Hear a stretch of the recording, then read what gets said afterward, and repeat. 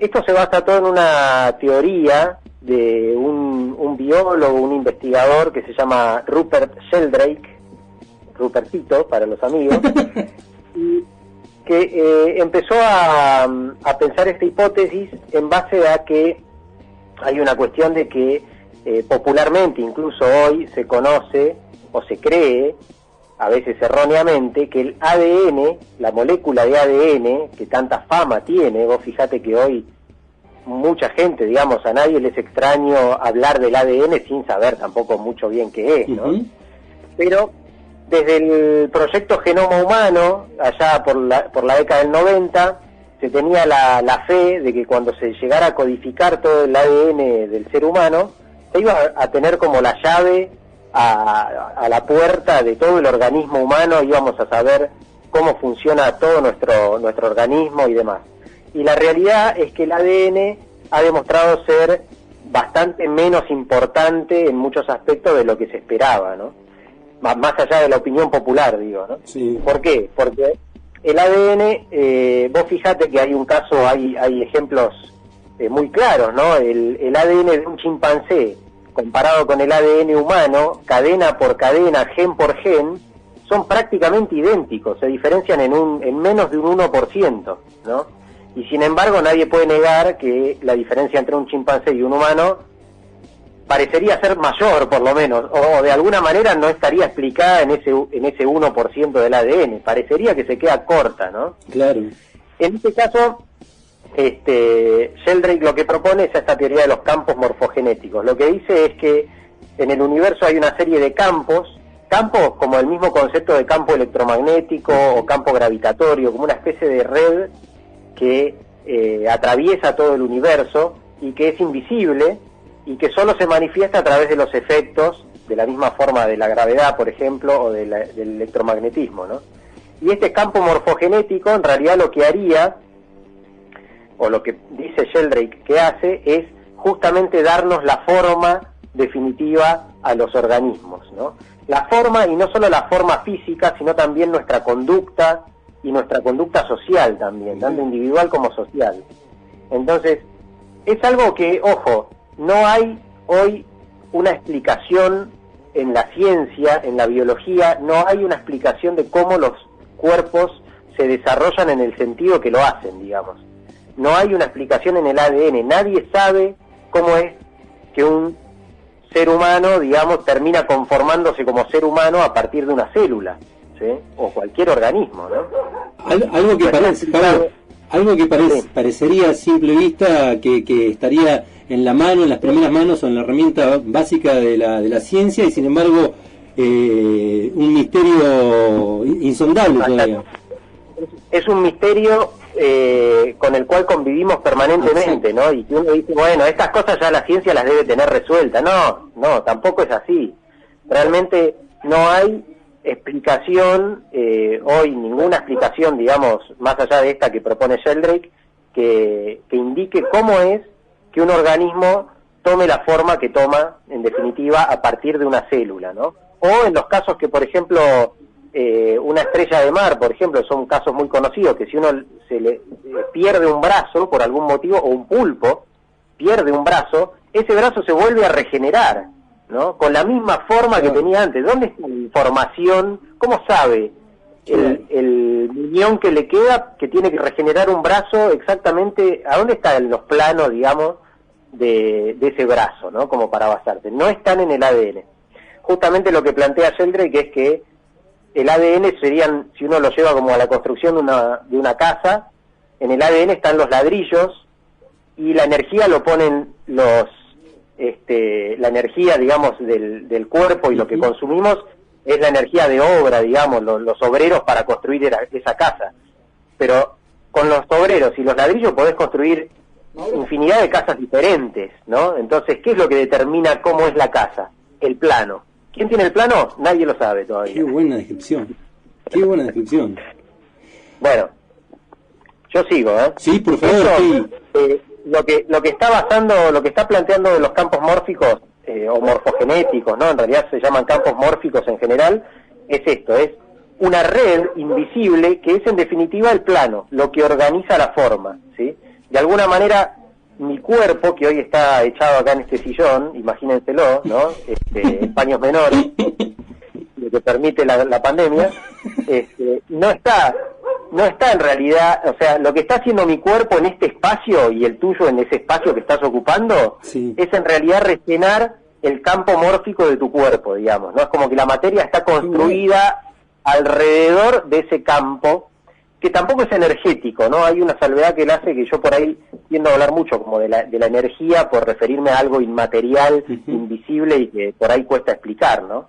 Sheldrake propone que no es energía, sino que es como una memoria. Bueno, de hecho hay un montón de implicaciones en la memoria, ¿no?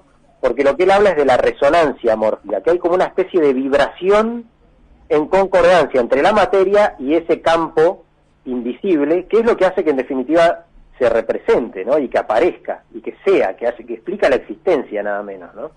Resonancia en el mismo sentido que la resonancia del sonido, que es cuando una vibración externa es igual a la vibración interna, digamos, ¿no? Acá la vibración del campo sería igual a la vibración de la materia, y por eso se representa de alguna forma, ¿no? Esto también es compatible con la teoría de las múltiples dimensiones que plantea la física cuántica, como la teoría de cuerdas y la teoría M, porque en realidad el campo mórfico es un campo de información, como cualquier otra dimensión o como cualquier campo, como el gravitatorio o electromagnético, ¿no? También dice que hay una reciprocidad entre la expresión de la materia y el campo mórfico. No solamente el campo determina cómo se va a organizar un individuo, o cómo va a ser, o cómo va a formarse, sino que la existencia de ese individuo se repercute en el campo mórfico, y de ahí que después hay una repetición de formas, ¿no? Porque también uno dice, bueno, ¿cómo es que todos los perros son más o menos parecidos? Uno puede distinguir la forma perro, el organismo perro, y lo puede distinguir del organismo gato, y todos los gatos podemos saber que son gatos, digamos, con simplemente verlos. ¿Dónde está ese grupo, ¿no? Perro, digamos, que es un montón de organismos que se repiten en realidad, es también un campo en sí mismo, ¿no? Y lo mismo que el campo de los gatos, es como que serían núcleos o grupos de información que se retroalimentan, ¿no? Entonces también los perros originan más perros y los humanos originan más humanos, ¿no? Es como que también viene de ahí esa idea. Ahí, bueno, mientras hablaba, disculpame un segundito ahí, mientras hablaba le cuento a la gente para que vaya sabiendo que hay una, no sé si será oficial o no esto, pero porque está tremendo lo que estás hablando, una página que es sheldrake.org para aquellos que quieran seguir profundizando sobre este tema, ya que hay algunas informaciones y algunas infografías. ¿Es fiable esta página, Javo? Sí, seguramente es la página oficial de Sheldrake, que es una persona que todavía vive, digamos, es un científico bastante reconocido y obviamente recontra cuestionado también. Me porque imagino. En definitiva las cosas que plantea no solamente que se salen, por eso también me gusta traerlo, ¿no? No es que, digo, yo leo esto y me encanta pensar, y por eso también lo comparto, porque me encanta pensar que hay una realidad que no conocemos y con la cual convivimos permanentemente, ¿no? Entonces eso también me hace estar más abierto y más atento a qué es lo que está pasando en este mundo, ¿no? Porque para que no nos lleve la marea, siempre la idea es esa, ¿no? Tratar de generar un poquito de conciencia y de atención y de reflexión, en definitiva. ¿Qué es lo que propone Sheldrake?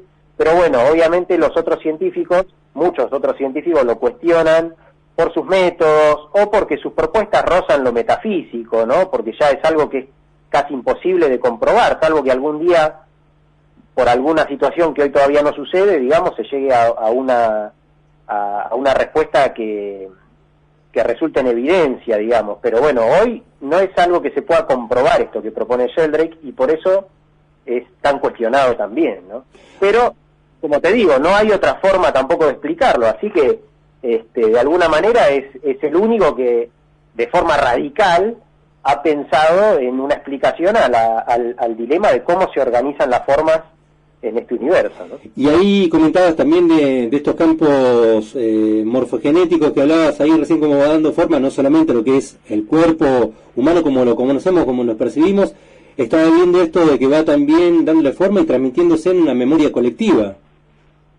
en una memoria colectiva, en la conducta social, que también me parece muy interesante, porque ayer decía, bueno, vos tenés un grupo social cualquiera, digamos, ¿no? Puede ser ideológico, no sé, un equipo de fútbol, un grupo de hinchas de fútbol, lo que sea. Ese grupo social, en definitiva, está llevándose, digamos, está evolucionando en base a pauta que ningún individuo componente de ese grupo puede llegar a entender, ni a conocer, ni a gobernar, ni a manipular, digamos. Ya es como que tuviera una vida propia el grupo social, ¿no?